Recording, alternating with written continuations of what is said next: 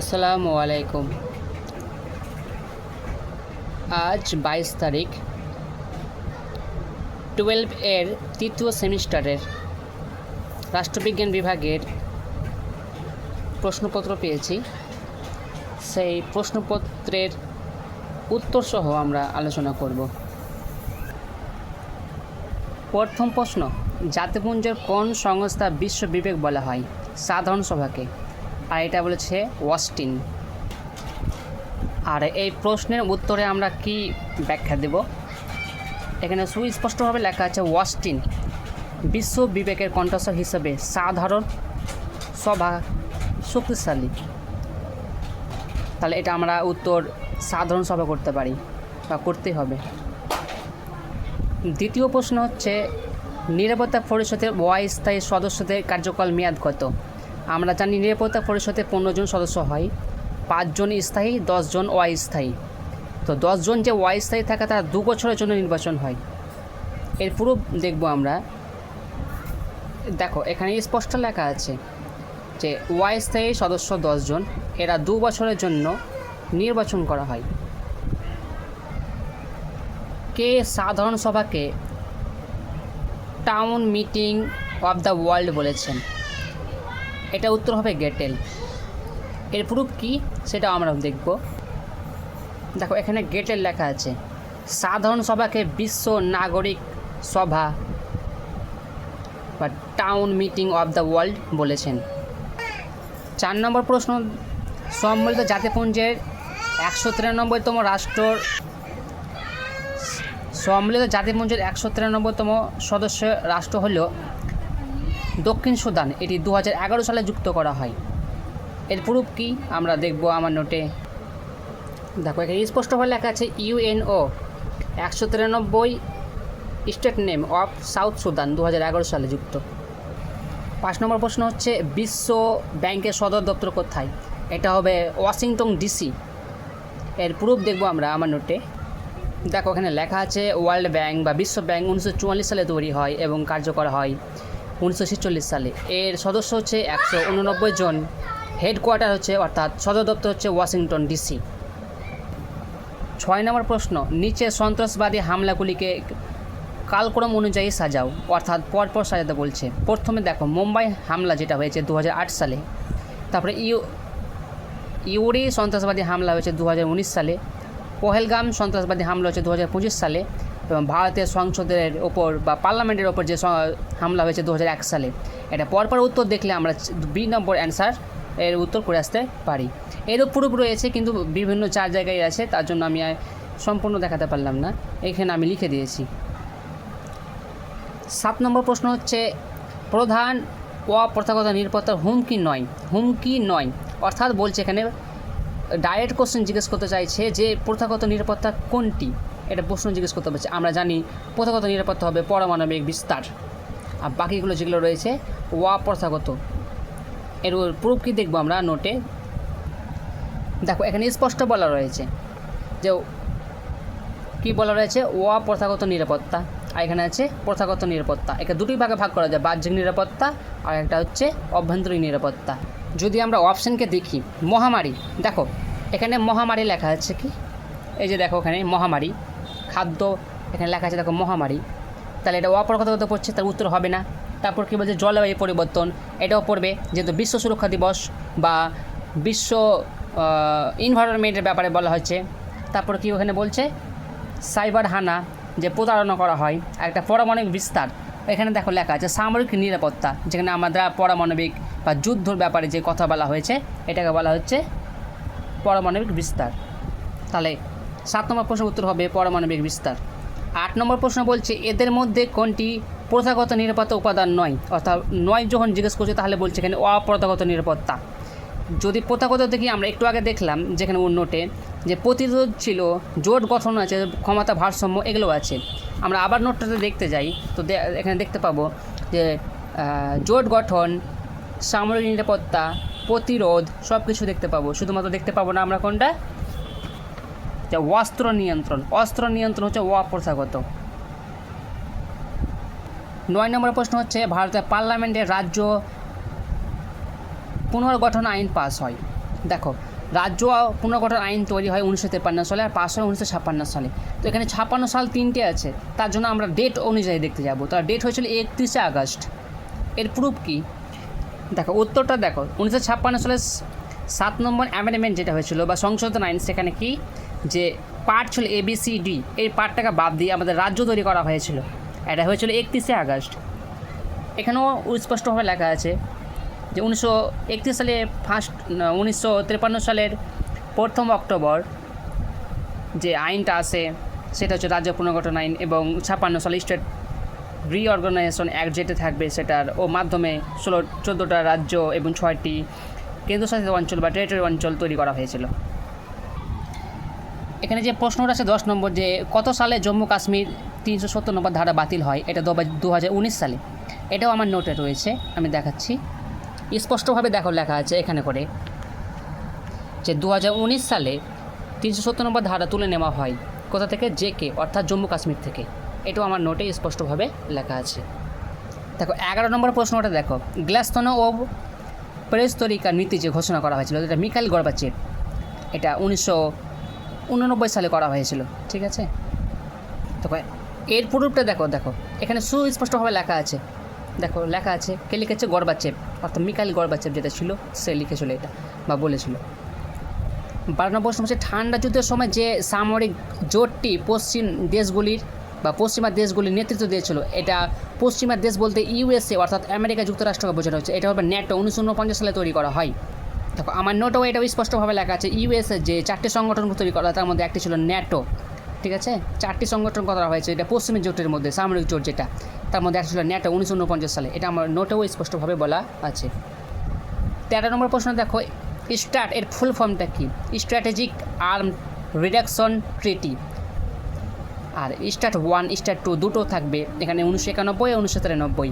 তো এইটাও আমার নোটে রয়েছে, এটা আমি আর দেখাচ্ছি না, যেটু এটা ফুল ফর্ম লেখাই আছে। 14 নম্বর কোশ্চেন হচ্ছে যে ঘটনাগুলো পরপর সঠিকভাবে সাজাও। দেখো পটসডাম সম্মেলন 1945 সালে এসছে। ঠান্ডা যুদ্ধের অবসান অর্থাৎ রাশিয়ার অবসান যখন হয় 1991 সালে। সুয়েজ সংকট যেটা মিশরের সুয়েজ খাল ছিল সেটা 1956 সালে। মার্শাল পরিকল্পনা যেটা ইউরোপীয় দেশগুলিকে অর্থনৈতিক সাহায্য প্রদান করার জন্য যে পরিকল্পনা নিয়ে এসেছিল তাকে বলে মার্শাল পরিকল্পনা।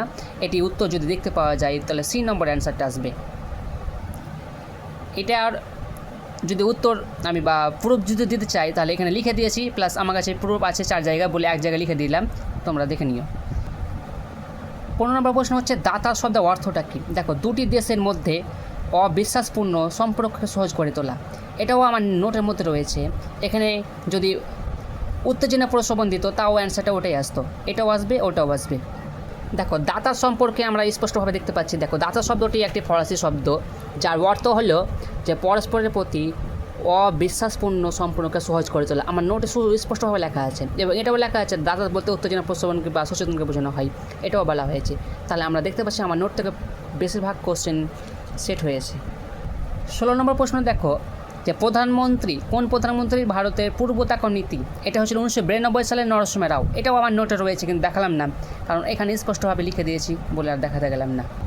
17 নম্বর প্রশ্ন দেখো ভারতের দ্বিতীয় পারমাণবিক পরীক্ষার সাংকেতিক নাম কি? অর্থাৎ যেটা 1998 সালে হয়েছিল তার নাম হচ্ছে অপারেশন শক্তি, আর যেটা 1974 সালে হয়েছিল সেটা ছিল ইসমাইল বুদ্ধ, যেটা 1974 সালে হয়েছিল ইন্দিরা গান্ধীর আমলে, আর এটা হয়েছিল বাজপেয়ী অর্থাৎ অটল বিহারী বাজপেয়ীর আমলে হয়েছিল।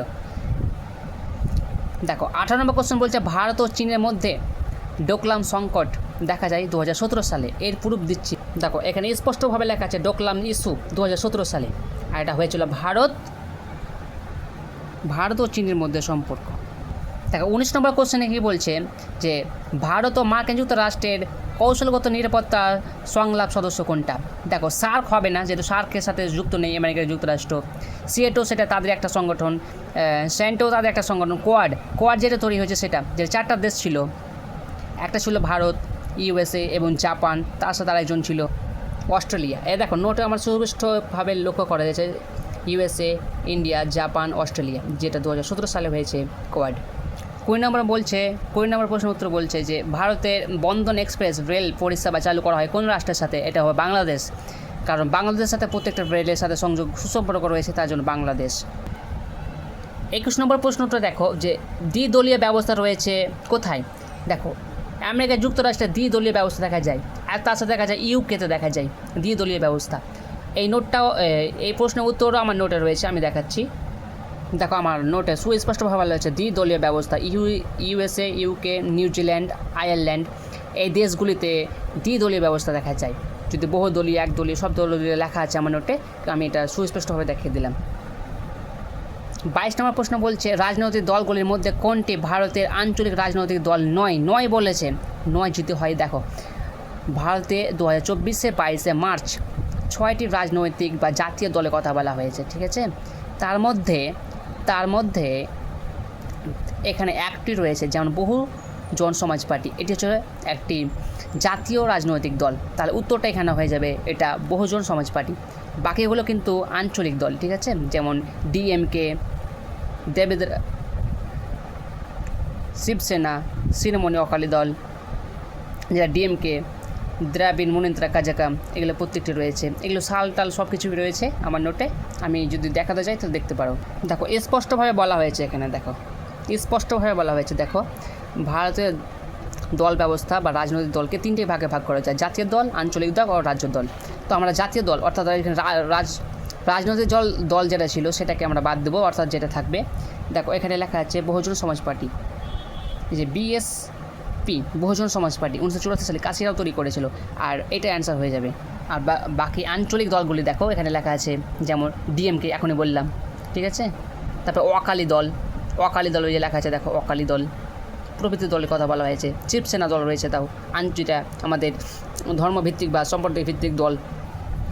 23 নম্বর প্রশ্ন দেখো যে কোনো রাজনৈতিক দলের প্রধান লক্ষ্য হলো ক্ষমতা অধিষ্ঠিত হওয়া। হ্যাঁ, এটা সত্য। এবং কি বলছে, যে কোনো রাজনৈতিক দলের আসন্ন লক্ষ্য ক্ষমতা অর্জন করা হলেও তার চূড়ান্ত লক্ষ্য হলো জনগণের সেবা করা। হ্যাঁ, এটা সত্য এবং ব্যাখ্যাও সঠিক, ওই জন্য অ্যান্সার হয়ে যাবে এ। 24 নম্বর প্রশ্ন দেখো ভারত পাকিস্তানের মধ্যে সিন্ধু জলবন্টন চুক্তি, এটা হচ্ছে 1960 সালে, এটা হচ্ছে 1960 সালে। এর নোট আমি দেখাতে পারছি, এখনই দেখিয়ে দিচ্ছি। দেখো এখানে স্পষ্ট লেখা আছে সিন্ধু জলবন্টন চুক্তি, যে ইন্দাস ওয়াটার ট্রিটি 1960 সালে সেপ্টেম্বর মাসে হয়েছে। 25 নম্বর কোশ্চেনটা দেখো ভারত হলো মার্কিন কৌশলের লিঞ্চপিং অর্থাৎ অপরিহার্য অঙ্গ, এটা বলেছে জর্জ বুশ, ঠিক আছে। এর প্রুফ আমি দিতে পারলাম না, কারণ যে আমার নোটে নেই, এটা আমার নোটের বাইরে থেকে এসেছে, কিন্তু এটা আমাদের যখন 1989 সালে যে কথাটা হয়েছিল না, ওখান থেকে এটা দিয়ে হয়েছে। দেখো 26 নম্বর কোশ্চেন জোট নিরপেক্ষ আন্দোলনের প্রথম শীর্ষ সম্মেলন হয়েছে বেলগ্রেডে 1961 সালে, ঠিক আছে, বেলগ্রেডে 1961 সালে। এরও প্রুফ দিচ্ছি, দেখো এখানে লেখা আছে 1961 সালে 5 এবং 12 জুন প্রথম শীর্ষ সম্মেলন হয়েছে, ঠিক আছে, যেখানে বলেছ যুগোস্লাভিয়া বেলগ্রেড। 27 নম্বর প্রশ্নটা দেখো যে ঠান্ডা যুদ্ধকে দীর্ঘ শান্তি বলেছেন কে। এটা হবে জন গ্যাডিস। এর উত্তর আমি দেখাচ্ছি, দেখো আমার নোটও আছে যে গ্যাডিস ঠান্ডা যুদ্ধকে দীর্ঘ শান্তির যুগ বলেছে, ঠিক আছে। দেখো 28 নম্বর প্রশ্ন দেখো এনপিটি স্বাক্ষর হয়েছিল কত সালে, 1968 সালে। এরও আমি নোট দেখাচ্ছি, দেখো ওখানে লেখা আছে এনপিটি 1968 সালে যেটা হয়েছিল, দেখো লেখা আছে কত সুন্দর করে। 29 নম্বর কোশ্চেন হচ্ছে দেখো যে সম্মিলিত জাতিপুঞ্জ সনদ গৃহীত হয়েছিল কোথায়। দেখো 1945 সালে সান ফ্রান্সিসকো সম্মেলনের মাধ্যমে সনদ তৈরি বা ধারা তৈরি হওয়া হয়েছিল। এটার পুরো আমি দেখাচ্ছি, দেখো আমার নোটে লেখা আছে এখানে ওটা সান ফ্রান্সিসকো কনফারেন্স, যেটা 1945 সালে হয়েছে, যার চার্টার তৈরি করা হয়েছিল। এবং এখানে দেখো লেখা আছে, সুন্দরভাবে লেখা আছে। দেখো 30 নম্বর কোশ্চেনটা একটু বড়, আমি সংক্ষেপে বলছি। দেখো এখানে বলতে চাইছে যে বিশ্ববাসীর সাংস্কৃতিক জীবনের সামগ্রিক উন্নয়ন ও বিকাশের লক্ষ্যের কথা ঘোষণা করা হয়, অর্থাৎ এখানে শিক্ষা, সংস্কৃতি, কালচারাল সব কিছুর ব্যাপারে বলা হয়েছিল কোন সংস্থার মাধ্যমে। এটা বলা হয়েছে ইউনেস্কো, অর্থাৎ যেখানে বলা হয়েছিল 1945 সালে তৈরি হয়েছিল ইউনেস্কো, সেই ইউনেস্কোতে বলা হয়েছিল যে শিক্ষা, সংস্কৃতি, কালচারের ব্যাপারে। এটাও নোট আমার বলা আছে, দেখো নোট আমি দেখাচ্ছি। দেখো এখানে লেখা আছে United Nation Education Scientific and Cultural Organisation, এখানে শিক্ষা, সংস্কৃতি, কলা, বিজ্ঞান বিষয়ে আলোচনা করা হয়েছে। দেখো খুব স্পষ্টভাবে লেখা আছে। দেখো এখানে বলছে ছত্তিশগড় রাজ্যটি মূল রাজ্যের অন্তর্ভুক্ত ছিল, তা হলো মধ্যপ্রদেশ। এটা 2000 সালে তৈরি হয়েছিল। এই রাজ্যটি 2000 সালে তৈরি হয়েছিল। 3টি রাজ্য তৈরি হয়, তার মধ্যে একটি হয়েছিল কি, একটি হয়েছিল বিহার ভেঙে হয়েছিল, না বিহার ভেঙে হয়েছিল ঝাড়খণ্ড, আর ইউপি ভেঙে হয়েছিল উত্তরাখণ্ড, আর মধ্যপ্রদেশ ভেঙে হয়েছিল ছত্তিশগড়। এটা 2000 সালে 3টি রাজ্য হয়েছিল। এর পূর্ব আমার কাছে আছে, আমি দেখাচ্ছি। দেখো আমার নোটে লেখা আছে উত্তরাখণ্ড, ছত্তিশগড়, ঝাড়খণ্ড 3টি রাজ্য ভেঙে হয়েছিল। দেখো মধ্যপ্রদেশ অ্যাক্ট, যেখানে উত্তরপ্রদেশ, ঠিক আছে, উত্তরপ্রদেশ অ্যাক্ট এগুলো হয়েছিল এই কারণে যে বিহার ভেঙেছিল, 3টে একসাথে ভেঙেছিল।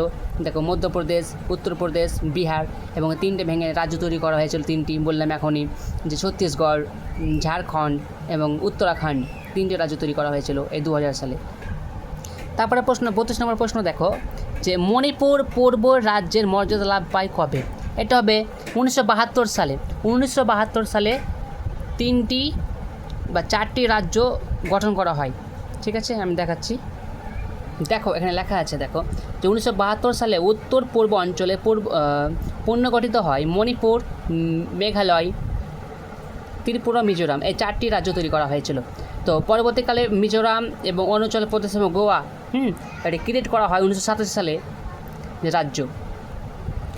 33 নম্বর প্রশ্নটা দেখো, এখানে বলা হয়েছে বাম স্তম্ভ এবং ডান স্তম্ভ মিলাও বা স্তম্ভ মিলাও। যে হরি সিং ছিল কোথাকার রাজা? কাশ্মীরের রাজা।